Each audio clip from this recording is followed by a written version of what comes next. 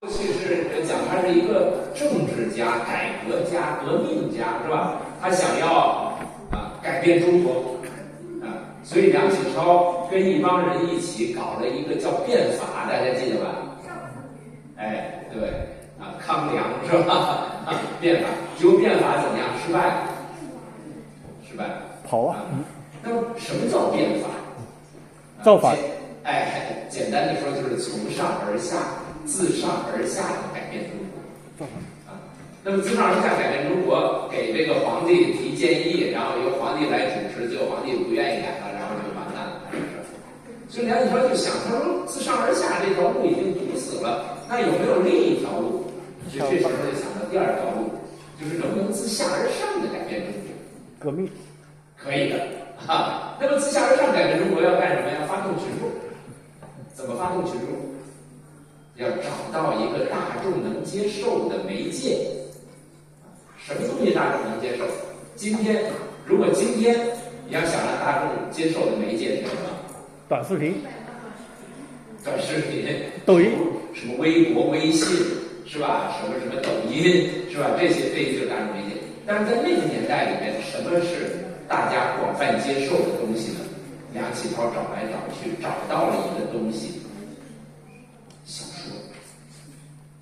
他发现人其实各种阶层的人都喜欢看小说比如说我们讲什么《封神演义》是吧？我们讲什么《红楼梦》讲《聊斋》小说这东西非常好，大家都愿意看。那么既然它能够广泛传播，我能不能通过小说来改变中国呢？1902年的时候，梁启超就写了一篇文章，论小说与群治的关系。那么在这篇文章里边，他就讲欲兴一国之民，必兴小说。我们想要让这一个国家的人民变成新人，要从新小说开始。我要创造一种新的这种小说，让大家感受到变革的力量。那么在这个时候，而且他发表了这篇文章以后，他马上自己就办了一本杂志，这个杂志就叫《新小说》而在新小说里边，他举出了有这种小说、那种小说，其中有一种小说叫哲理科学小说。哲理科学小说，这个哲理科学小说就是后来的科幻小说所以中国的那么在晚清的时候就出现了一批人来创作科幻小说。好，1902年的时候，梁启超来搞这个事，1903年有另一个特别有名的人来做这件事儿。我说一下他的名字，看你知不知道他。这个人叫周树人。鲁迅，你太厉害了你太厉害了那么鲁迅是后来新文学五四文学的旗手，但是在1903年的时候，他翻译了凡尔纳的科幻小说《越界旅行》，就是今天说的从地球到月球。那么翻译《越界旅行》以后，他给这个小说写了一个序言，这个序言的里边就说了一个话，他说：“导中国人群以前行，必自科学小说始。”如果让我们中国人往前走，一定要从科学小说，也就是后来的科幻小说开始那么这样的话，晚清就是一个科幻发展的一个高潮现在我们统计晚清科幻小说大概有200部，长中短篇加起来有200部那么接下来民国是吧？从民国开始到新中国建国，1949年1911到1949，大概有400部科幻类的这个小说好，但是由于这个民国这个时段里面，各种各样中国就被卷入到这个世界大战等等一系列的各种各样的这个社会的变革。那么在这里面呢，所以就是科幻小说一直没有成为一个重要的一种类型。接下来新中国建国，1949年建国。那么建国以后，中国科幻小说又迎来了一个新的发展时期。1949年建国，1949年10月建国，不到1年，第一本科幻小说就出版了就是叫《梦游太阳系》。是一个天津的劳模业余时间写的一个科幻小说，写的一帮小孩做了一个梦啊，不是小孩，写的是孙悟空啊，有一个小孩做了个梦，自己变成了孙悟空，自己长出毛，然后能够一个跟头108000里。就这回呢，他翻呢就不是在地球上翻了，他就翻到什么火星啊、月亮啊什么，翻到各个星球上去。这么一个小说，这个小说有同学说这不像科幻小说，这个所以它是一个混合的、混搭的，又有科幻，又有童话，又有科普，全在里面。但是你可以看到，就是新中国建国还不到1年，我们的科幻小说就发生了。这样的话，从新中国建国以后，科幻小说又恢复到一个高速发展的时期，一直到文革1966年之前，我们现在找到的一共有99部作品，主要是短篇小说，有一点中篇小说，有单行本的书，也有这个发表在杂志上的作品，翻译作品等等这些。好，那么文革10年以后，科幻小说又开始一个新的发展高峰，因为那个时候特别是到这个1978年，改革开放提出来以后我们就要实现4个现代化，科幻小说又开始高速发展。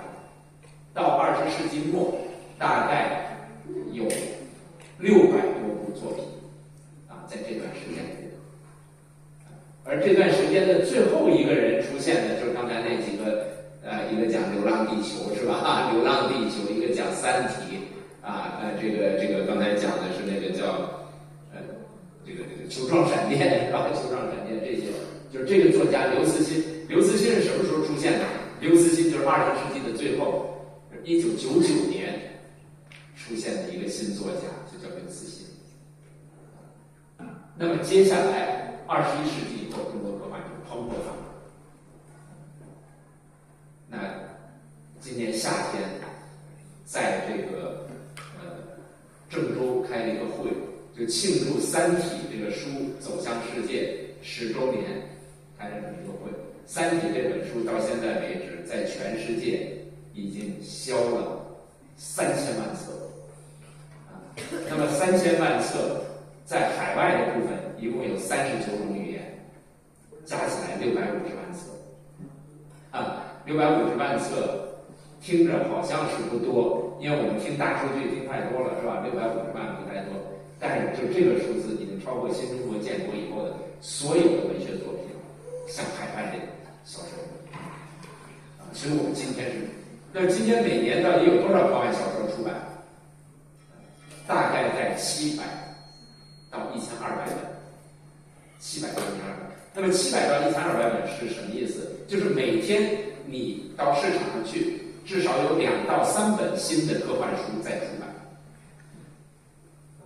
在历史上，在中国的发展的历史上，从来没有过这样的一个时代所以要了解，那还不单是科幻的小说，我刚才讲了影视，大家看过《流浪地球》是吧？去年还有一个片子叫《从21世纪撤离》，可能有人没看过这个片子，因为我这次到那个金鸡奖，上个月这个月上个月金鸡奖颁奖，然后我遇到这个从21世纪撤离的这个制片人然后我们还有当时有一个科幻的电影的创投会，有一些新的电影给我们展示，因为我不知道有这么多小朋友，早知道我就带1、2个那个电影的那个片段给大家看。有些片子想拍的片子其实是设计的非常好，有一篇叫《牧民》就是养牛养羊的牧民它是未来的牧民在这个大草原上出现了一个新的高塔，那个高塔是由芯片做成的然后它背后有很多故事在里边，大家有兴趣可以在网上去找有这个牧民的这个片子的小片花做得很好，还得了奖。这是影视那么还有一个马上明年的这个春节，《流浪地球3》就要出来了那也是大家都很期待的，是吧？《流浪地球》创造了中国科幻电影的奇迹。除了这个以外，还有一个就电子游戏电子游戏呢，跟家长讲呢，家长是不太高兴这个因为觉得好像影响孩子这个学习这些。但是我可以告诉大家，就是电子游戏在科幻这个产业里边占有非常重要的比重，大概2/3的产值是来自于科幻的电子游戏所以下一步怎么把这种科幻电子游戏让它在能够适合孩子智力发展、想象力发展的条件下，能够让他去接触，是一个很重要的课题。还有文旅，还有戏剧比如说我们前天刚刚演了我们的一个新的科幻话剧，就是量子幽灵。这个同学们都知道量子力学是吧？我们有一个话剧《量子幽灵》，讲在量子技术的这个状态下，人和机器人。和人和机器混合的人，和量子和技术和人和机器混合的人是什么样的一个世界好，我不讲了，就是我们给大家讲第一个，就是我们的中国科幻美学正在处于一个繁荣的局面。那么在这个局面里边，像我这个搞科幻这么多年，刚才我讲了刘慈欣1999年进入科幻领域，有的同学就问说你什么时候进入科幻领域我可以告诉你我什么时候进入科幻领域。我的第一篇科幻小说是1979年发表的。1979年，那时候你不在，你的爸爸妈妈在在那个年代里面，我就开始发表科幻小说。那我的第一篇研究科幻的文章是1978年发表的，还更早一点。所以，但是这么多年里面，很多人给我提出一些问题：什么是科幻？我想也是在座的很多小朋友愿意提出来的。怎么样的科幻是好科幻，是吧？刚才讲你这么多作品，哪些作品好的，是吧？科幻能不能违背科学？科幻和科学之间的关系是怎么样的？科幻跟奇幻一样吗？奇幻作品是不是？还有的同学会说，我其实不爱看科幻我见到有一些朋友说我不爱看科幻，那是不是我不对那这是一个要回答的问题，是吧？你不爱看科幻，你对不对还有最近有一句话说叫新科幻出东方，这句话有没有真实性我可以先回答这句话，新科幻出东方就是我们中国科幻东方以中国为代表的一个东方科幻的一个崛起。刚才那个读者讲的就是说还有像韩国是吧这些年其实还有什么泰国呀，什么这些东南亚什么等等这些有一系列的新的科幻创作在越南是吧，在世界上也开始有一定的影响，所以新科幻出东方有一定的道理下一步看我们怎么能够维持做法。好，那么接下来提出这些问题以后呢我就想我要分出3种不同的读者，因为在这儿来，刚才我听的几位讲话，有的小同学也有咱们资深的科幻迷。那么我想就是要提3个不同的读者。第一种就是叫做初学者，我把它叫初学者，就是刚刚接触科幻的人这些人呢，一般的见过以后就说他听说科幻这东西挺好但没看过我不知道这里有没有听说这东西挺好的，但没看过。因为大家都说三体什么刘慈欣什么这些都讲，但我没看过想看看，但是不知道怎么看。这是第一种我能问个问题，就是在座的有这样的，我一点都没看过，有吗？也有，好，谢谢。好，那么第二种就是我叫做兴趣者。兴趣者是什么呢？就是已经看了一些科幻，感觉挺好的。我看了，刚才有同学讲说，我看《流浪地球》，我看《三体》，我觉得挺好的，想更多的读这些作品，我不知道看什么，不知道该怎么看，这是第2类那么第3类，就像刚才那位读者那样，就是我把他的爱好者，就是科幻迷爱好者，看过很多作品是科幻迷，那么想要有更深度的阅读。这么3种，我现在想问问，就是第3种，有哪些朋友是第3种？就是其实我看了很多，像刚才那个读者是这样，还有没有？这个黄衣服同学是吧？看了好多，好，那没关系，这儿还有谢谢。那么就是说这个，我大致知道就是中间的这些同学呢，大概是属于就是第2种。看多一些，但是还想看更多，想怎么了解？好，但是虽然呢那2种呢也很少呢，但是我呢也给大家简单的提点建议。首先对初学者，我建议如下的这些人的作品。第一个就是刘慈欣。那么刘慈欣的作品是老少咸宜，适合所有年龄段的孩子。所以刚才有同学说他看《三体》，他已经初一了。我见过的最小的看《三体》的同学，小学3年级。他那时候我在北师大，上这个科幻课，然后有些小朋友被他家长带来以后听我讲了以后，回去他就把《三体》看了。小学生，3年级学生，一天看一本，3天把这本书看完。有，但是小学生看《三体》，我底下跟他交流以后，我发现他对这个作品并不能完好的理解，大致看看故事。就这个里边，像刚才那个同学提出来的黑暗森林啊等等这些，这个背后一些东西还是说不出来的啊。但刘慈欣还有很多别的作品是可以给年纪小的孩子看的啊。那么，所以如果想要初步的去了解科幻，刘慈欣的小说是很值得的。咱们现在大家知道，我们的语文课的教材里边就需要了刘慈欣的一篇小说，哪一篇？带上他的眼睛。这是刘慈欣写情感的转折点。就一个作家，他怎么能够写好作品？他用一篇一篇的短篇小说来尝试自己能不能写好这个，能不能写好那个。就这篇小说是刘慈欣尝试要在科幻小说里把感情写好。写出一篇作品啊，那因为它已经被收在课本里了，我想就不在这儿讲。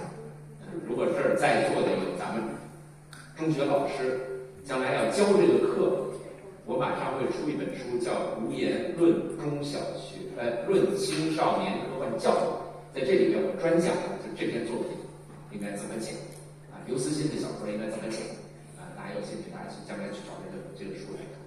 好，那么刘慈欣的作品我刚才讲了，就是人在宇宙中，简单的说，就是宇宙中的人是什么样的，就刘慈欣作品。那么刘慈欣的作品也能很好的讲清楚科幻和不是科幻有哪些差别。不是科幻，就是我们经常说的传统文学，有人说是纯文学，有人说叫做主流文学，还有叫主流文学。主流文学的特点是什么？你就记住有一句话，就是文学是人学，它是研究人群中的个体是怎么样的啊。主流的小说，它是从文艺复兴、启蒙运动以后发展起来的一系列作品。这个作品的核心是什么？核心的就是人群中的自我我、他人、社会、人的命运，这是主流小说。但是科幻小说，你看刘慈欣的科幻小说你就明白了，他是讲的宇宙中的人，不是人群中的人，是宇宙中的人。所以哪一个更大？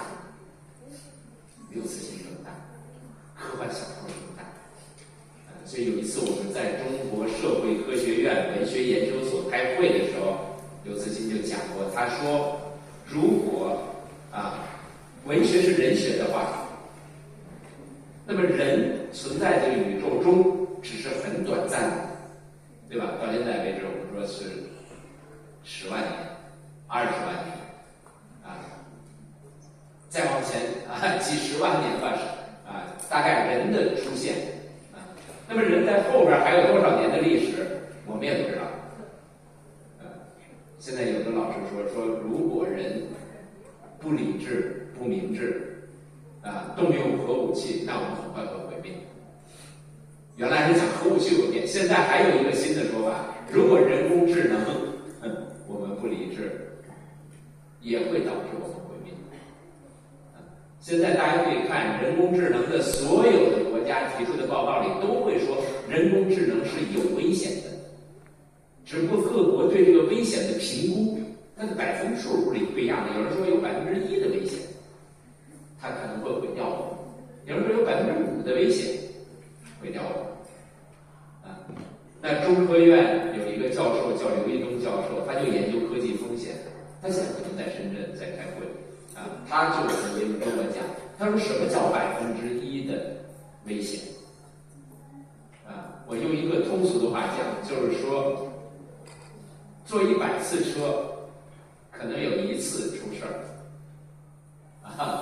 这个100架飞机可能有1架飞机出事，因为它是个百分比嘛，对吧？不一定非出，但是有这个概率可能的。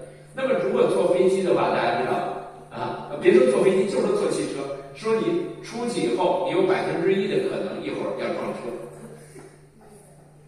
我今天遇到一件事儿，我今天在学校里边要出来给大家上课，我上了电梯，突然那个电梯停了，就咣当一下就停了，在2楼和3楼之间，然后没过一会儿灯也灭了。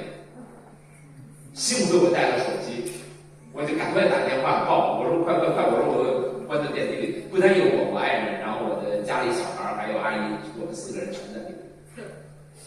后来幸亏那个电梯里有一个报警的那个按钮，按了以后没有用，没有任何反应。幸亏他那个地方写了说，你要是出什么事儿，你可以打哪个电话，我就打了这个电话，然后还没有人接，说转接到别的地儿，把我气坏了后来幸亏转接到那个地方有人接，我说我在哪儿？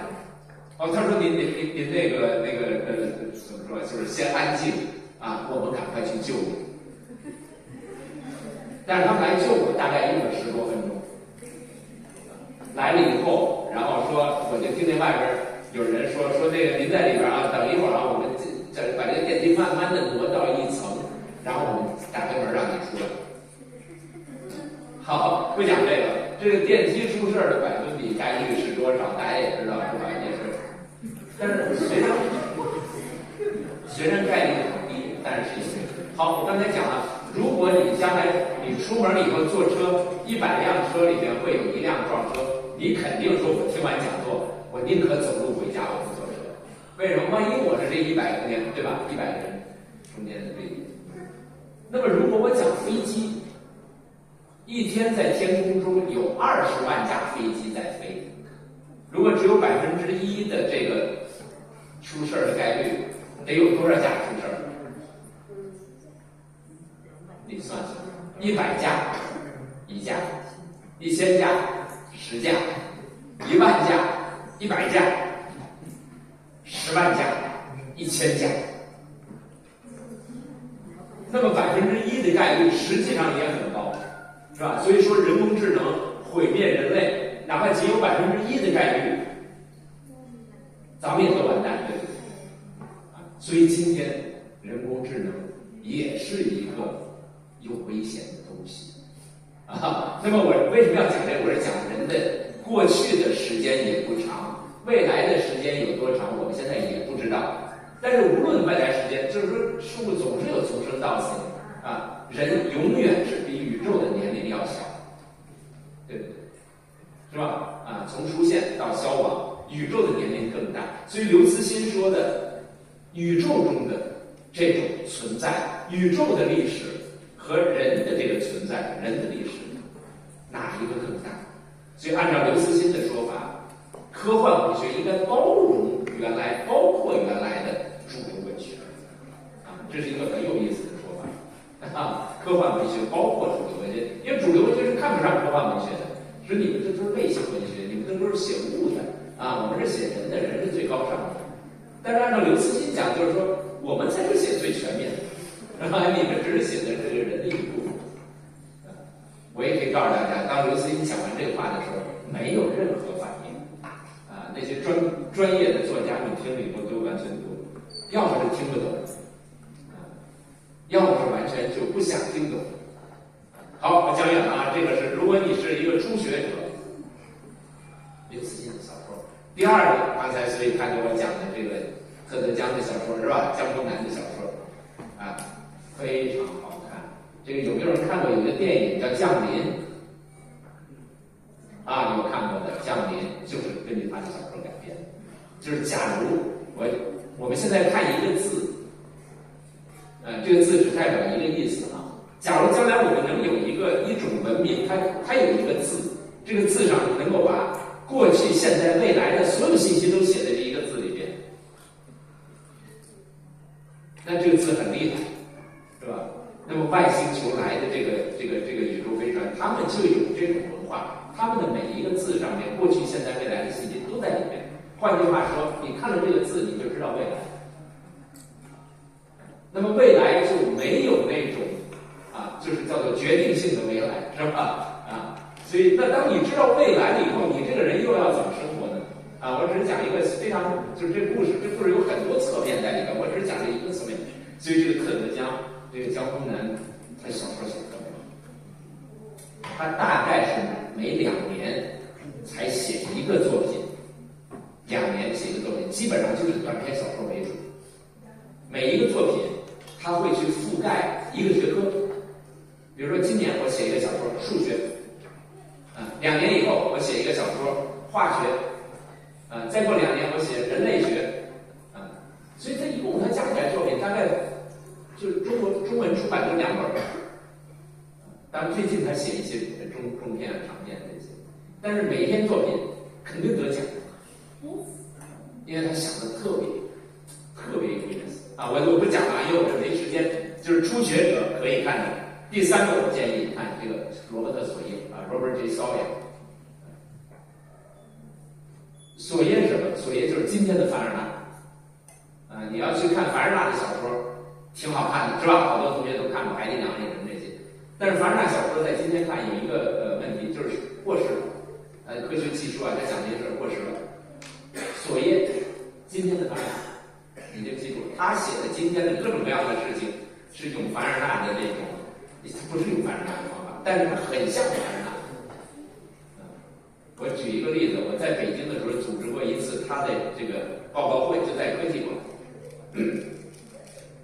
当时他就跟在座的这个小朋友说，他说你们这一代将是一个能生活在多个世纪的人的最初的那一代你像我们只能生活在一个世纪，一个世纪就100年，100年的时间里面，对吧？人现在的寿命70岁、80岁、90岁，到100岁，最近到100岁的人也开始说，但是我们基本上是一个世纪。但是他说，在座的小朋友们，大部分人将生活在多个世纪里边，就至少你能活几百年也很可能你们是永生的一代也就是说，生物技术医学发展，将来你们就会成为一个可以一个不死的这个人你想，所以我这么一说，你就知道他的小说有多好看。他要从理论上从各方面来阐述的这个好。那么最后一个呢，我介绍就是有没有人看过《安德的游戏》？没看过，小朋友都要看今天来的这同学们去找，就看第1部《安德的游戏》第1部Ender's World， 英文叫 Ender's World 那我就不讲了，我不能剧透。这个特别适合青少年看，是一个超然的作品。对，故事的主人公是一个小朋友，这个小朋友是要拯救世界的所以你看看你是不是那个小朋友。好，那么这些是给初学者的，我想就讲这些。所以在座的底下那个小同学，如果没怎么看过段小说这是初学的人。那么接下来我就给那个中级的，大部分同学是中级的，看过一点，但是好多东西没看过。那么对中级的这个同学呢，我就觉得应该看一些更深的作品中级的读者要看一些更深的作品，所以我介绍这么几个人，一个是这个刘宇昆。刘宇昆是一个华裔的美国作家他英文叫 Ken Liu， 也就是我们经常说的小刘刘慈欣我们管他叫大刘这个刘宇昆是小刘。他11岁的时候到美国生活，后来在美国学了法律，然后学了文学，后来他开始写小说，小说得雨果奖、新影奖。那么刘慈欣对我们内地最大的贡献是什么？就是他把《三体》翻译成英文以后，这本翻译成英文的《三体》获得了雨果奖就是英美科幻小说的最高奖雨果奖，是刘宇昆翻译的。而刘宇昆这个翻译呢非常有意思，他它不像别的翻译，别的翻译大家知道，那个你要有的老师搞翻译，他们讲信达雅，是吧？怎么忠实原著，怎么能够达到，是吧？信达雅怎么更雅致？刘玉坤不是，因为他是作家，所以他知道科幻读者看的那个书行文方式是什么样，所以他基本上是看一段刘慈欣的小说，然后用英文重写一段，就每一段都是看了重写，看了重写。因此，英文版的《三体》和中文版的《三体》内容是一样的，但行文方式是非常不一样的。也恰恰是他的这种翻译方式，帮助《三体》在世界范围内获得成功。所以如果你能买到最早的一版英文版的《三体》，你会看到刘宇昆的名字和刘慈欣的名字是一样大的。为什么？因为刘宇昆本身在那边就是很有名，他本身就是一个销售的一种代言那么刘宇昆自己的小说也非常好都是跨界的比如我讲一个，他最开始第一次在国外获得这个雨果奖、星云奖的作品是什么？是讲剪纸的叫折纸。咱们幼儿园的时候都把那个纸拿来折成一个老虎是吧？折成一个猴子呀，折成一个鸟这种折纸。故事主人公呢是一个留学生，在美国读书，他妈妈去看他，在那儿住下来，照顾他生活。妈妈从农村来的，业余时间也没事儿干，因为他在农村的时候他就折纸，折成一个小东西放那，折成一只船放那。但是他妈妈折纸的技术特别高，出神入化。他每折好了一个纸这纸就会活。他折一个鸟，这鸟就飞了。折一个船，这个船就能放到水里就能走。所以你看他这背后，他就把中国的民间故事，把这些融到这个里面。当然，这个小同学一直觉得他妈妈是一个不懂美国文化，跟那边说话都说不好，就是才是他妈妈甚至在这个朋友之间聚会的时候，就是说一些让妈妈这个丢脸的话当然后来这个故事翻转了，有一天他妈妈得了癌症，结果去世了。这时候他突然感到，他真正的那种文化的那个根没有了那种给他灵性的那个东西，那种文化那种使这个纸的这个野兽活起来的那个文化没有。所以这个刘宇昆第一个得奖作品就这个纸的事。你一看他这个起点就不一样他打破了科幻、奇幻、民间故事，是吧？普通小说之间的界限，把一个新的作品呈现了。后来刘宇昆写了一系列的各种各样的这个作品，比如他提出一个新的叫做丝绸朋克我们都听说什么赛博朋克什么这些，他就丝绸朋克写了一些作品。好，就不讲了这是刘宇昆。接下来的这个刘洋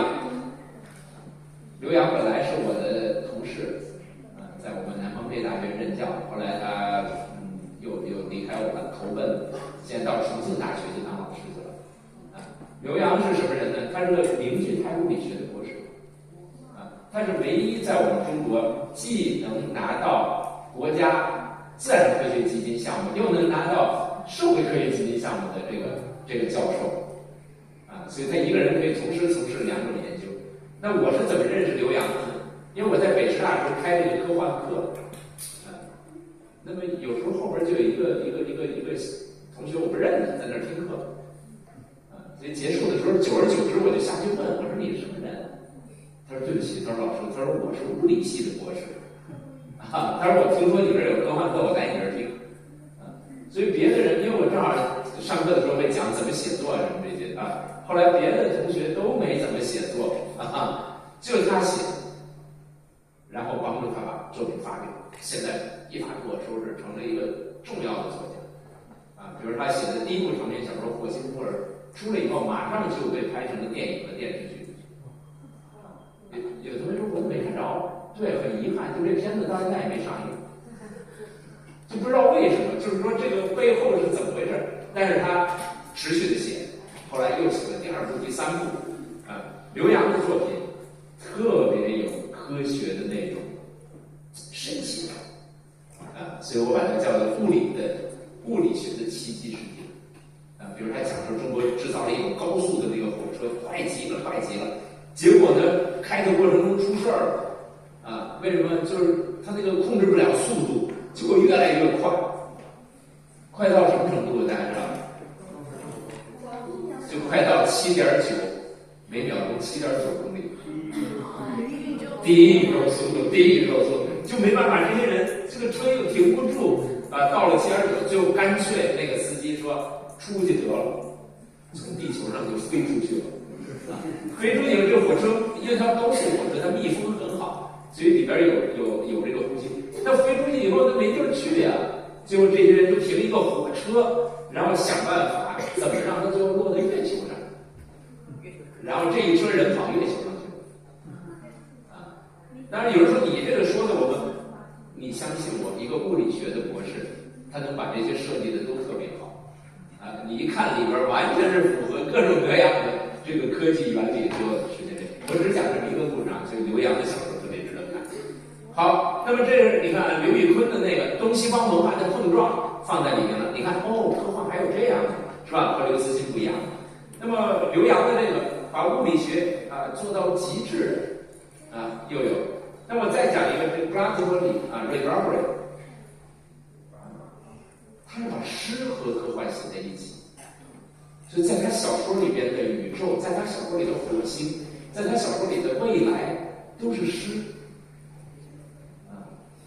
我举一个简单的例子，他有一个中篇小说叫《霜与火》，也有人翻译叫《冰霜与烈火》，这个网上有这个作品。那么就讲就是人类就是在另一个星球上有一批人，这些人的一生只有8天的时间。各位同学，一生只有8天的时间，所以他一出生2天童年，2天青年，2天壮年，2天老年，然后这个人就死去。所以你想，他那个小说我能记得第一句话就是说，西姆出生了，他不停地吃，不停地长，一出生就我们的这个一辈子的时间压缩在8天的时间里，他就要完成的这一天。8天最后你就死掉，然后下一代不断的在这8天。那么这是一个很悲观的一个未来，是不是？你要想你出生了，然后你发现你一生只有8天时间，很悲观。那么小说的主人公不接受这个现实，但我一定要活得更长。最后他就发现什么呢？实际上他们这帮人并不是这个星球的主人，他们是多少年前从地球上来的，但是由于这个星球的这个物理状况导致了人的新陈代谢这些加快很大，所以只能8天就完成一生的生命。那么他要想回复到原来像我们一样的这种生存怎么办呢？回到地球上，怎么回到地球？坐火箭，火箭在哪儿？这是最关键的。所以你们就是科幻作家。他后来发现，他们的火箭就在远方的一个地方，这个地方他要过去要去上到那个火箭上，带着他的族人回去。过去都没有人想到这个，只有他想到了，我要去克服这个困难。但是实际上他过不去，为什么呢？因为这个只要你到室外，你暴露在阳光下，暴露在这个星球的这种物理状态下，你马上就加速衰老。所以你不出门你能活8天，你一出门你就能活1天。拿个伞是吧？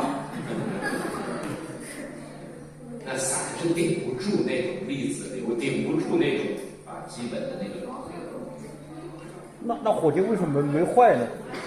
对，火箭为什么没坏？好，这些东西都要回到这个作品来看。最后，我只是给大家告诉大家，就他成功的完成了这个任务，带着他的族人，所以这是一个超然的作品带着他的族人就回到了他生存的地球。霜与火怎么能够在这个火一样的星球上去展现人类的这种追求？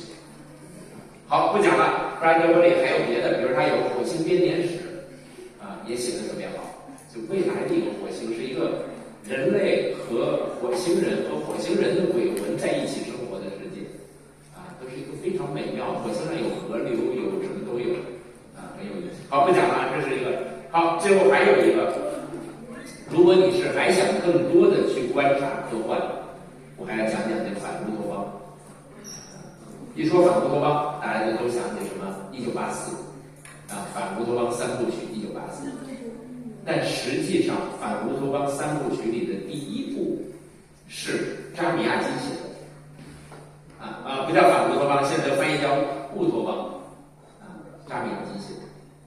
这扎米亚金是一个前苏联的作家，1920年的时候，他发表了一篇小说，就叫《我们》。这篇小说写的是什么呢？他写的是一个新兴的一个国家。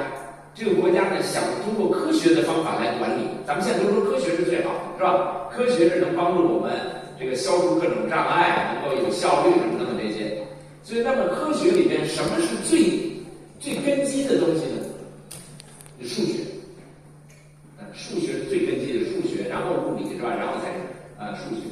所以这个国家是完全是按照数学来管理的国家，所以它是完全按照科学管理国家，所以应该是最好的国家。但是，当人们按照数学管理这个国家以后，发现实际上对人类是一种灾难。所以在本着美好的愿望，最后是以一种灾难结束。反乌托邦，乌托邦或者叫我们现在翻译叫乌托邦，为什么？因为现在有一种反对乌托邦，就是乌托邦和反对乌托邦，所以那原来那种说反乌托邦，我们就叫乌托邦。它是1984之前最重要的这部作品。1984基本上就是学它，就是抄它。但是1984里边太多的政治的这个东西在里面，而我们扎米亚金的我们是完全是好的追求，数学追求，但是最后坏的结果。所以今天我们在光明，在这个数学，在这个科学城里边，我们也要说科学不是全能的，特别是把科学用在社会管理的时候，很可能会出现种种问题，因为人是有它特殊性，人是有它情感性，所以科幻文学，刚才那个同学讲的特别好，它是可能性的文学，有多种可能性，我们从这里面就了解到，有可能会出现不好的东西。当然，后来这个乌托邦也出现了好多作品，但是这个是这个最重要的我认为这最重要。还有一个作品就是叫《美丽的新世界》，这根据莎士比亚的一句话，莎士比亚在《哈姆雷特》里有一句话，《美丽的新世界》A Brave New World，勇敢的新世界，而我们翻译叫美丽新世界，也是很值得看。好，那么这是我给第二类人提的建议，就是在座的大多数朋友那我们是从这个拓展，我们知道一点，我们看过一点刘慈欣是吧？我们看过一点凡尔纳，有的看过一点阿西莫夫也看过一点克拉克是吧？这些看过一点王靖康什么等等这些。那我来给你拓展，那我就希望你看这些。当然，我刚才说那些应不应该看，也应该看但是那些呢，特别是凡尔纳、威尔斯已经翻了，所以我想用一个今天的这种方式来拓展大家的这个方向。好，那么最后一类就是专业的爱好者，科幻迷。那么科幻迷应该怎么读书？应该是全方位的了解，应该是结合这个学科的历史、理论、评价、发展状况来阅读。这就牵扯到我们在做的工作，就是所谓的科幻研究。这些年我们一直原来在北师大，后来在南方科技大学，我们一直在研究科幻。那从里边得到的一些结果，我觉得就很值得给大家作为你的这种阅读的一个参考。好，那么接下来呢，我就围绕这个回答一点最开始没有提出的问题。这是我新出的一本书，如果大家有兴趣就是这个深度的科幻迷当然浅的你也可以，叫《科幻文学研究手册》。研究手册里包括什么？科幻是什么？科幻里面包含什么？世界各国的科幻是怎么发展的？你要去批评科幻，应该从什么渠道？从哪些方面？你要去教科幻，应该怎么教？这个书里所以大家请一边看。好，那么我就从这个里边呢选出一些东西来给大家这个简单说说因为大家也都不是专业的，但是你如果知道这些，对你阅读科幻是有好处的。好，首先讲就是说科幻是什么我想我说这几点。第一点，它是叙事文学的年轻的成员。叙事文学，小说就是叙事文学，讲故事叙事就是讲故事所以那么在讲故事这种文学里边，它是一个年轻的。为什么？因为它是科学技术产生以后才有的文学。刚才我讲的中国1902年开始到现在120年。比如说科幻电影，说咱们科幻电影不发达，那科幻电影在中国什么时候开始的？我们去年查到了中国最早的科幻电影是1925年也挺早的。1925年有一个科幻作家叫徐国呆，这个徐国呆在上海，他也是一个编剧，他也搞电影制片厂，他拍了中国最早的科幻电影叫《隐身一》，一个短片，先找到这个电影。所以到现在，今年我们说叫中国科幻电影的100年。所以最近我们在这个一个是北纬30度象山的这个电影节上面，我们就做了一个片子《科幻电影100年》。然后前一段在金鸡奖上又做了另一个片子，也是讲科幻电影100年。所以江南光明想要做这个影视这一块，科幻电影其实他那个北纬30度也想在我们这落地做点因为我现在是中国那个中国电影家协会科幻电影专业委员会的委员我们这个委员会的这个主任是谁？是《流浪地球》的制片人王宏伟老师里边包括什么郭帆什么这些就是都在里面。那么所以这个中国的科幻的历史基本上是100年级。那么这个历史的长度和美国的科幻的历史的长度是一样的，所以中美这个特别有意思。美国人一讲说科幻是从什么时候开始的？上个世纪20年代。上个世纪20年代有一个特别重要的人，对他们来说叫雨果跟斯巴克。这个雨果跟斯巴克办了一个杂志，这个杂志就搞科幻，最后逐渐的发展起来它的科幻文学。所以他们就有一个雨果奖。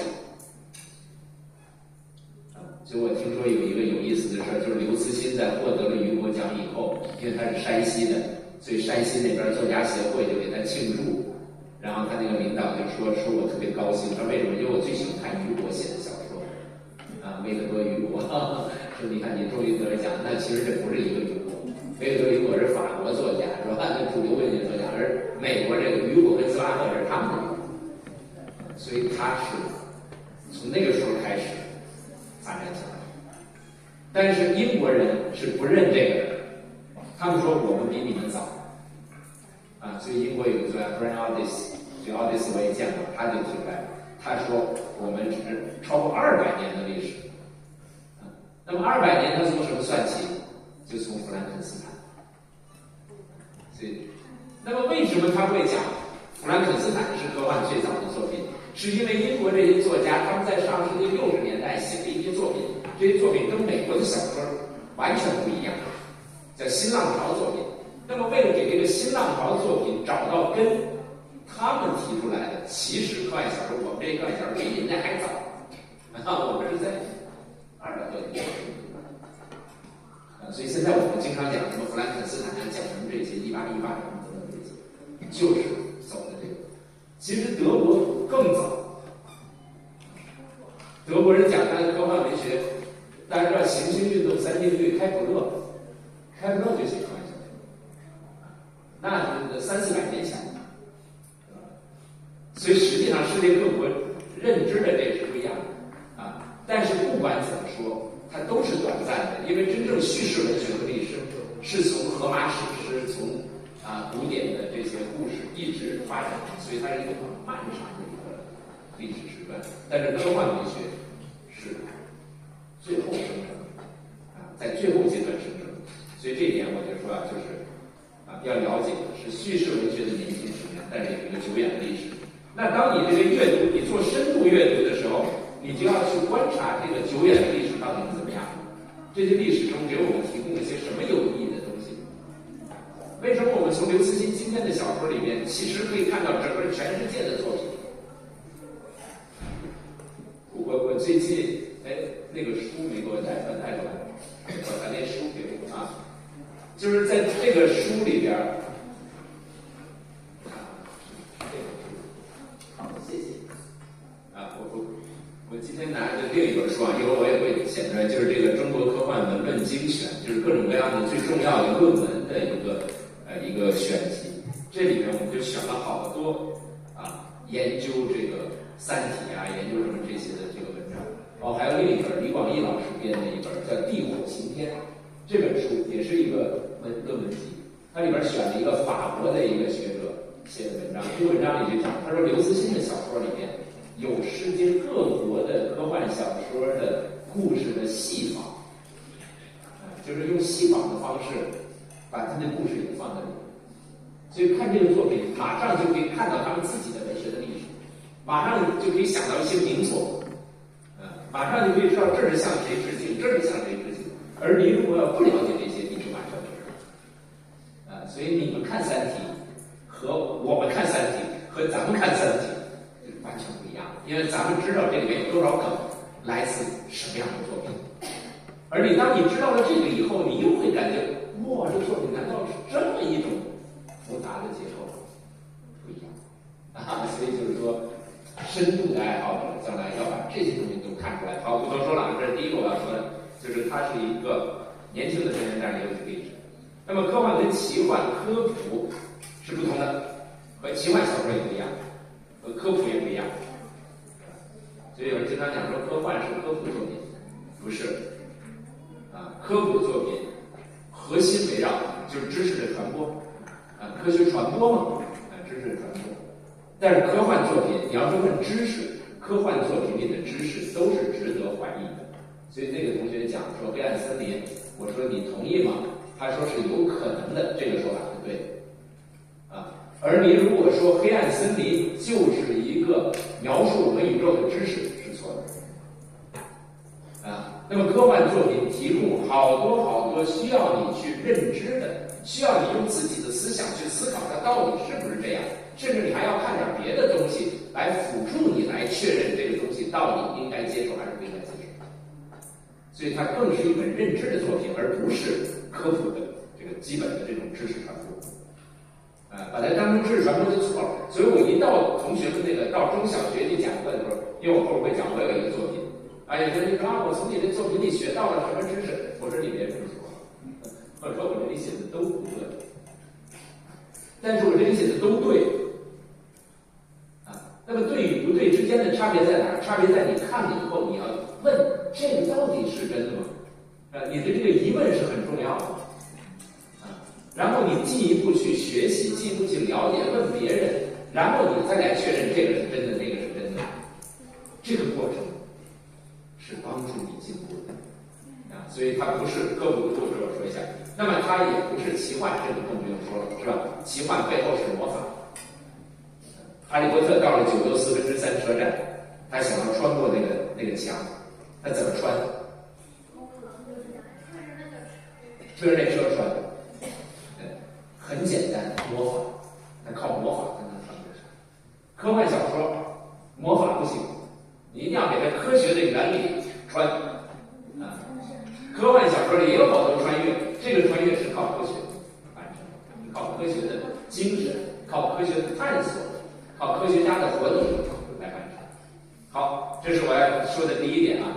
那么第二点呢，科幻是科学和未来双重入侵现实，入侵现代社会以后产生的文学类型，这我就不多讲了，因为今天来的最主要的还是小同学有关现代性，科幻是关于现代性的文学。什么是现代性？就是我们现代社会的一种特性，这种特性是从启蒙、从文艺复兴以后产生的一种新的状态。科幻是描述这个状态，这个我讲不多讲。另外，科幻在各个文化体系中有自己的发展意识，每个国家都是自己产生的。我们刚刚上个月开了一个会，就中国科幻的自主知识生成，就是我们虽然看了外国作品，我们虽然说从那里吸收了东西，但是我们是我们自己的。这里我们有很多例子，我在这里不多讲。好，第四个，科幻已经超越了文字媒介，成了多种媒介表现想象的这个产物。我前面已经讲了，现在我们的科幻产业就有各种其实科幻产业现在最近我还讲一个，就是说城市规划。一个城市，有的城市我们可以叫科幻的城市。那么深圳想要发展，深圳下一步就是要变成一个科幻的城市。现在一说起来，说最有科幻感的城市，大家知道一般都说哪？迪拜。可能有这个专家去过迪拜，完全是未来感的，是吧？过去说纽约，是吧？那什么？就是他给你一个，你到那儿你就觉得你到未来了。所以我们中国现在雄安现在朝这个方向发展，雄安现在还没有完全建成，将来你去你会感觉它是未来城市。那深圳要怎么样？我就提出一个口号，对，深圳要成为南中国的科幻城市的标杆。也就是说，你到中国来访问，说我想看看未来，对不起，来深圳。一到深圳，哇，简直就是未来。现在还没有做到，但是有好多地方已经做到了。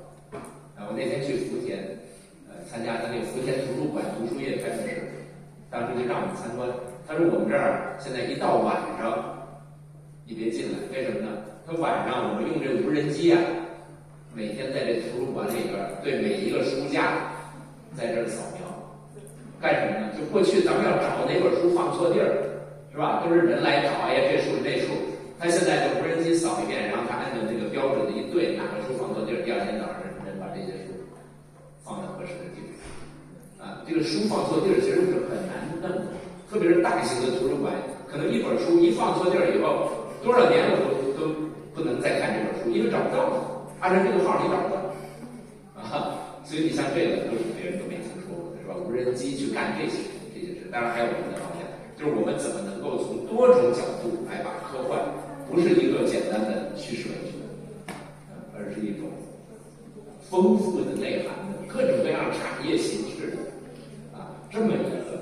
所以那科幻城市，一个科幻城市除了要有未来景观，对，大家知道现在那个沙特阿拉伯还在搞一个城市，它英文叫 Line City。Line 一根线 ，Line City， 它是一根细长的500公里的一个城市。这个城市呢，做一个高墙，它这个宽度很窄，大概就是1公里还是2公里，就是很窄的一个，但是它非常长，很高，就完全是在沙漠上筑一个新的一个城墙的城市，这是非常神奇的，就是将来人类生活在这个里面是好奇怪的一种存在，但是它打造一个未来，就是我们能不能把各种技术、各种资源集合在这里面？这是什么？就是未来城市、科幻城市所以我刚才讲南中国的这个科幻标杆城市，我们要做成就是人家一想，世界上有这么一个地儿，迪拜雄安是吧 ，Line City 是吧，然后是这个深圳那怎么做？当然还包括里边要有更多的我们这种科幻迷的存在有更多的科幻作家在这儿，更多的科幻对未来的讨论等等等等就不说了好，这是第一个我要说的就是什么是科幻和怎样学习科幻。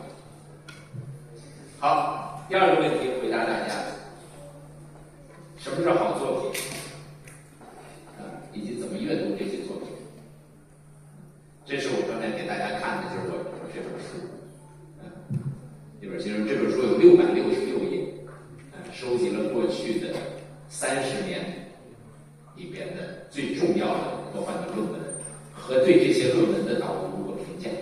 以如果你是深度的科幻迷，你应该有这本书啊，这本书里面给你很多很有价值的一种导引啊，在你阅读的时候。那么，首先我要讲，一说起科幻，大家马上就想软科幻和硬科幻。我们到那个中学去看，因为现在有这个科幻课，看老师怎么讲这个课，给学生读作品，尤其作品读完了，老师问：好，同学们，第一个问题，这是软科幻呢，还是硬科幻？我很反对这么上课。这个我先说啊，后边我再说什么是软科幻，什么是硬科幻。就是科幻这种作品，你阅读的时候，它的特征和别的作品最大的差异在哪？就是它给人一种很激动的感觉，震撼，说太好了。科幻的这个核心就是震撼，优秀作品就是有一种震撼。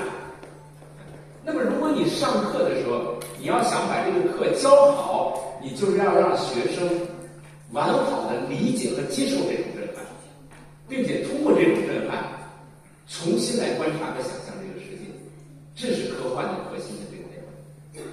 但是老师呢，当他要教课的时候，他就有一个想法，他说我得教他点知识，这个背后有什么知识啊？然后一查，哟，说有一种分类叫软科幻和硬科幻，哎呀，这是知识，我快教给学生啊。其实这个教不教都没什么，我告诉大家很简单，软科幻和硬科幻在国外是怎么分类的？他们分就是关于硬科学的科幻故事，就是硬科幻。什么是硬科学？物理、化学、生物、计算机，什么工程，什么等等，这就是理工科的。理工科的软科学，家庭伦理，什么社会学、家庭伦理、心理学，人类文科的，对，各种文科，对，他讲得特别好，就是关于这种软科学的科幻，就是软科幻，国外就是这个软科幻、硬科幻。那么到了中国以后，软科幻、硬科幻这个事儿啊，是什么时候到中国的？是上世纪80年代引入中国的。后来中国把这个概念还改了，因为在日常生活中啊，现在我们有时候说，说这是硬科幻，什么是硬科幻？那里边讲了好多科学。刘慈欣的小说里边讲好多科学知识，讲到哪儿什么飞离地球，什么洛希极限是吧？什么这些，哇，刘洋的小说这都是硬科幻，为什么？科学知识特别多。然后什么是软科幻呢？这作品里没讲什么科学知识啊，有人说郝景芳这小说，什么北京折叠什么的，这是软科幻，这是没科学。黑镜，郝景芳那里面也有黑镜，就是黑镜嘛。黑镜呢也很难讲，其实黑镜按照西方说的就是软的，对吧？它里边社会学啊什么这些东西，但是到中国呢，就是你很难定这个黑镜到底是软硬，因为黑镜有的作品里边它也讲好多科学，是吧？也讲好多这个内容。好，那么不管怎么说啊，我觉得就是说软和硬是一种分类方法，但是并没有太大的用处。所以这里边有一篇文章，我觉得写得特别好，江振宇就是我原来的一个博士生写的，就是到底软硬是怎么回事啊？软硬对这个科幻的发展有什么这个重要的作用啊？就这个。那么我认为，无论软硬，都有很好的作品。科幻具有广泛的光谱，完全可以满足所有人的需求。刚才我讲的诗意，我喜欢诗，我喜欢抒情的世界。原来有一个国外有一个作品，一个短篇小说写得特别好，它叫什么呢？它叫《往昔的光线》。就是有一个家庭里边，他们特别相爱，结果有一个人就去世了，去世以后那个人就很想念他去世的那个家庭成员。但是呢，他们当时有一种很有意思的，他们俩人啊结婚以后啊，他们就买了一种玻璃来做他们的这个窗户。这个玻璃叫什么？叫慢透光玻璃。就是我们这个光，你打到这玻璃上，一下就进来了，是吧？你一看这玻璃外边是什么，马上就看见了。但是它这个呢，因为它把里边那个空间啊做得特别特别长，所以这个光啊从这儿打进去以后啊，它绕，然后从那边出去的时候啊，已经是10年以后了。所以它有这个慢透光玻璃，当他的这个爱人死去了以后，他每天还是要看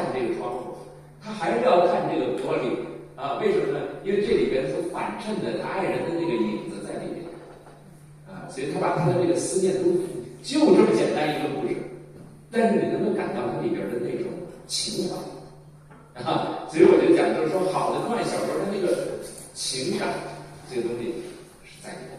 那么当然也有很硬的作品啊，这个我就不多讲了，因为硬科幻太多了，有些非常好的作品。像其实我很推荐还有一个作家，我没写，日本有个作家叫小林泰三，已经去世了。小林泰三写过一些，就是他写的有一个叫《看海的人》啊，这个我给你们讲讲，这硬科幻它是真硬。他说，在一个黑洞的周围啊，有一些人生活，然后这有2个年轻人呢，分别生活在2个村子里。这2个村子呢，大概走路得走那么几个小，就是这个村子到那个村子得走个半天时间才能到那儿，因为也不好走。就在一次这个聚会上面，就是比如到春天有一个什么节啊，什么，比如清明节啊，或者是一个什么端午节什么聚会，2个村子里年轻人一男一女，2个人就在这见面了，见面以后2个人就相爱了啊，这时候都很年轻，17、18岁相爱，相爱以后呢，2人就各自回到各自的村子里，这2个村子之间就差30公里。但是他们回到各自村里，大家知道黑洞边上的物理的这个状况就变化特别大，因此你用一个望远镜，你看那个村子里的人就在快速的衰老，啊，这个村子的人他一直是按照他的这个，所以这2个人注定当他们再见面的时候，他们俩已经是年龄相差非常大了，啊，而他们俩再说定好说回去再跟父母讲好要结婚，再见面的时候，已经一个人就是老人。所以你看这个小林泰三写的这个，他就是讲的黑洞周围的这个重力的梯度，是吧？讲的这个立场这个关系，把它用一种科幻的形式把它写出来，写的非常好所以这里边这种我就是硬科幻这个小林泰三还写了他那个《看海的人》是一本书，大家可以找这个书看，它里边还有一个故事叫《昆仑》。就是有一群小孩都是15、16岁，他们在一个叫昆仑的这个世界里面走，就找那个昆仑山在哪。而这个世界特别奇怪，有的地方重力大，有的地方重力小，有的地方是一个30度的重力，就你走到那儿以后，所有的人都是歪的然后怎么能够从那儿走过去？很有意思，就是说，这科幻是各种各样的，是吧？那当然还有我们讲的未来是什么样的，比如陈秋帆。他的小说讲这个环境污染最后变成什么样，但是又是一种，所以这个各种各样作品，无论是这个软还是硬，是吧，都可以满足各种的需求，这是第一个。第二个我在讲的就是贾宝玉做情人，你有什么感受？这就特别讲我们中国的科幻小说有我们中国自己的特色。在这个晚清的时候，有一篇小说就叫做《新石头记》。那么大家知道《石头记》，谁知道《石头记》是什么？《红楼梦》，你们都知道《红楼梦》是吧？我们在上学的时候讲《红楼梦》，说《红楼梦》是一个伟大的作品。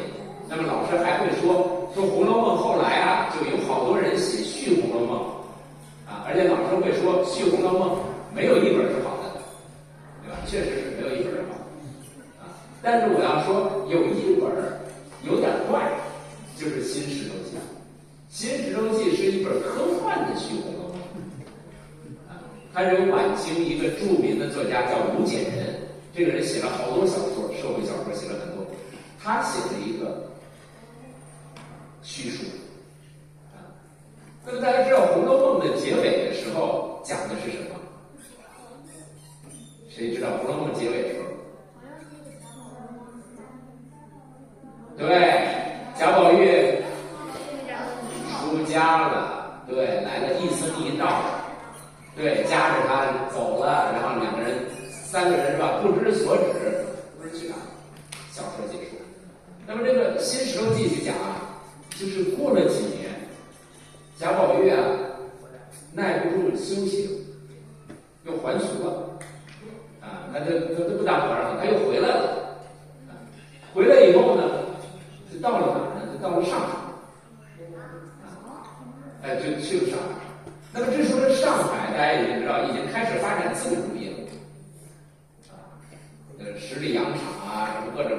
那个经济啊活动啊什么的很多。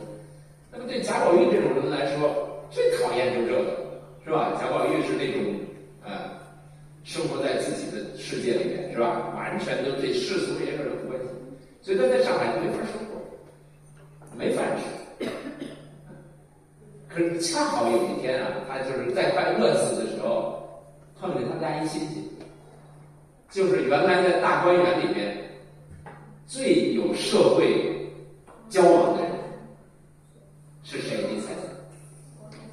王熙凤。王熙凤已经去世了，对吧？王熙凤在原著里就去世了。还有一个人是个男的，是薛姨妈的孩子，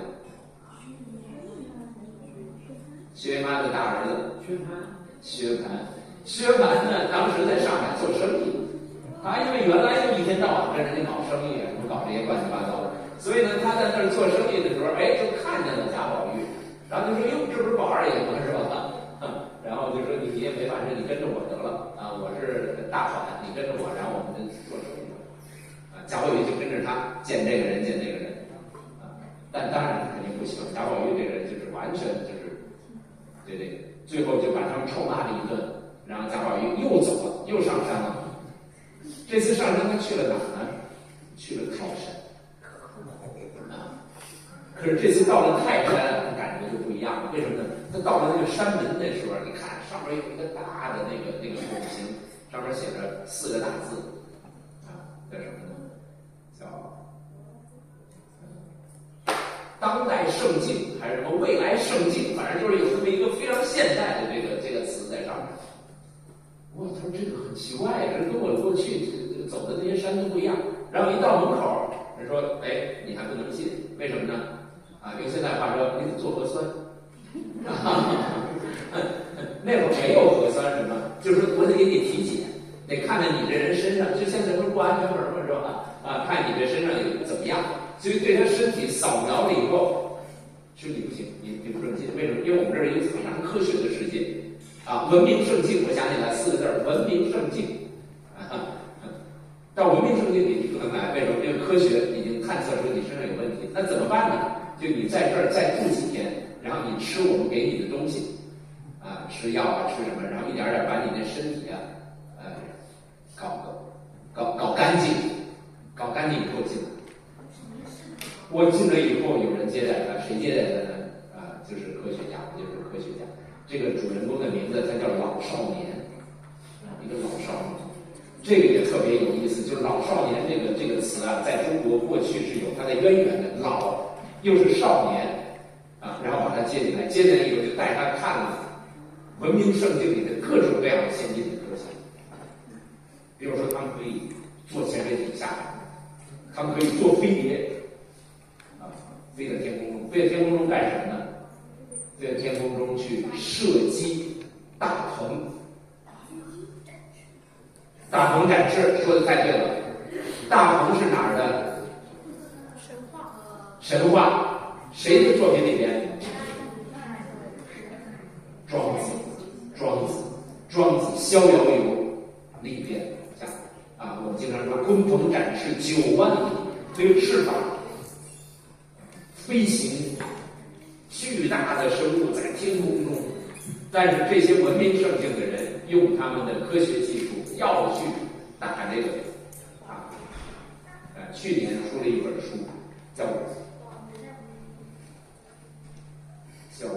晚清中国还是叫什么？好像叫晚清，就是这个作者叫孙纳坦，你们去查查，这是一个美国人他英文叫Nathaniel Isaacson，他就写了一本书，就研究中国这会儿的科幻。他就讲，他说这个大鹏这件事儿是一个很重要的一种文化的表达，就是那时候的人觉得过去的这个文化，甚至大鹏这样的东西都要把它打掉都要把它不当成一个可尊重的东西。他说这里边表现了那个年代的一些特别的一些思想。我觉得这个很有意思。好，不讲了他在那儿见各种各样的情况然后就是产生了一种就是所谓贾宝玉做潜水艇，就是这个。所以中国的这个科幻小说有非常有意思的一些作品我再讲一个作品很有意思跟今天的社会关系特别特别大。我看我后边有没有写这个作品，没写。好，也是和这个新石成记差不多的年代，有一篇作品啊，叫《新纪元》。新纪元，这个新纪元的作者叫碧荷馆主任，写那会儿写小说人就在地名。碧荷馆主任到现在是谁，我们是查不到的。那他写了一个小说，他写什么呢？他写中国将来啊，那个发达了，变成世界头号强国了啊！就像我们现在啊，越来越强了。然后中国就想啊，他说既然我强大了，我自己的文化就很重要，我为什么还要用这个公元这个纪年呢？那不是西方用的，是吧？那跟我这历史没什么关系，而且它和宗教是吧？和基督教和这个也有关系。改了啊！中国决定彻底改变纪元。那改什么纪元呢？你猜？说从那个皇帝这个人出生开始改，所以中国改成皇帝纪元。皇帝那个皇帝，黄帝内经皇帝开山始祖是吧？皇帝纪元，好改了啊！所以现在不是公元什么2000多少年，是5000多少年啊，是吧？多少从那时候改啊？改完以后中国就用了。那么这时候世界别的国家跟中国打交道啊，他怎么办呢？大部分这个西方的列强不改啊，中国这个改我们坚决不跟着他改。但中国说没关系，你不改没关系，我们愿意用。但是西方有一个国家特别有意思，他愿意改，这欧洲的一个国家，这个国家就叫匈牙利。匈牙利为什么愿意改呢？因为匈牙利里边有一些人啊，是华人的后裔，不是华人，是中国这片土地过去的人的后裔。这个你们查啊，历史上确实有这个说法，什么匈奴啊，什么这些人过去以后在那儿，然后再加上呢，他们又是说政党轮替，就这个党上去以后呢，他就跟中国关系很好，他就说我愿意用这个纪元啊，所以匈牙利在欧洲里边就改了。那他周围的这些国家就很生气。是你凭什么改，是吧？你是我们这个欧洲国家，你不准改。哎，他说我就改了啊，为什么不准？最后呢，就在那儿就发生了这个冲突对峙。那么中国是最初用这个，那么中国就说，哎，为什么别人用我的纪元就有错呢？我们支持匈牙利啊，支持他改。那么这个西方就是说对匈牙利宣战。那我们也对中国宣战，结果就中国和西方围绕着这个改纪元的这个事情就开战。开战以后，英国就派了他的大型舰队，一直开到中国的黄海，打一场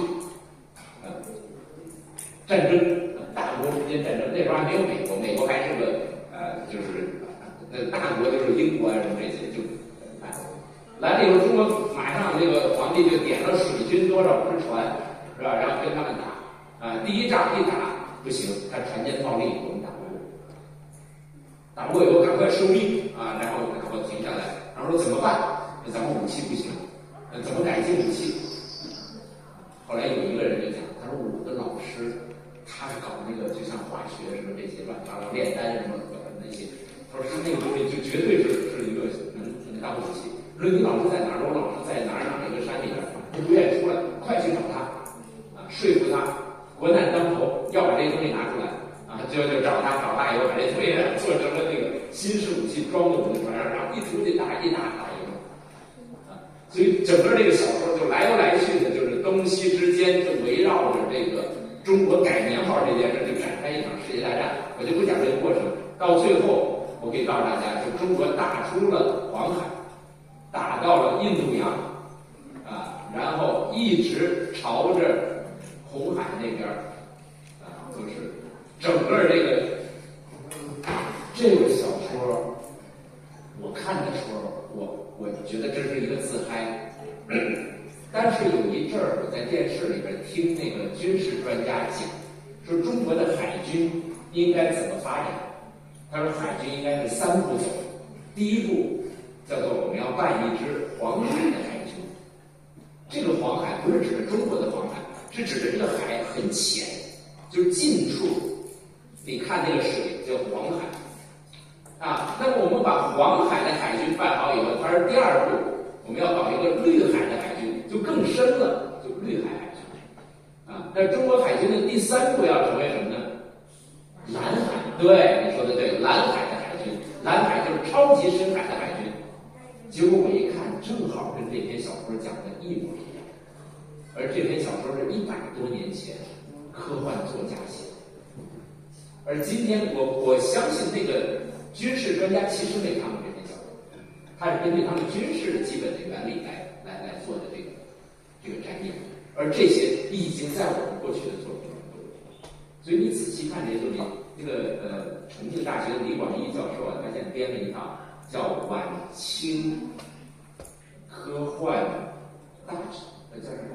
晚清科幻大全还是什么？反正一共有40卷，现在已经出了8卷，一共有40本，说大家去找，好多有意思的，从里边你能找出好多那时候中国人对未来的一些设想。那不用说从后来的一系列设想里边我们能得到什么。好，那么就简单讲到这儿。接下来呢，我们就讲讲这个《三体》这个问题啊。这个很多朋友是读过《三体》，对《三体》有这个很多好感。那么也有人问我，就是《三体》到底应该怎么读？当然，刚才有同学讲，就是说这个黑暗森林啊这些东西啊，它给出了人类和外星人交往的一个可能性。为什么我们今天一直没有见到外星人？是吧？那么多有可能产生生命的星球。大家知道，现在我们通过今天的天文学已经发现，至少有6000颗和地球类似的星球被我们发现，至少有6000个和地球类似。更不要说，只要你满足了有阳光、有水、有空气、有一定的生命大分子，这种就更多了，对吧？有那么多有可能产生生命，为什么我们到现在没有见到这些生命？特别是没有见到这些高等智慧生命。那么刘慈欣用他的《三体》提供了一个可能的解释，就是黑暗森林，就是大家其实在，就是不敢告诉你我在。我来的光明，我不敢告诉你，我搞科幻的，我不敢在光明讲，为什么？因为光明还有高人。现在陈老师，我的老板现在也在这儿当顾问啊，他在边上一听，高人把我给灭了，是吧？所以这个黑暗森林就是说，其实高人都在。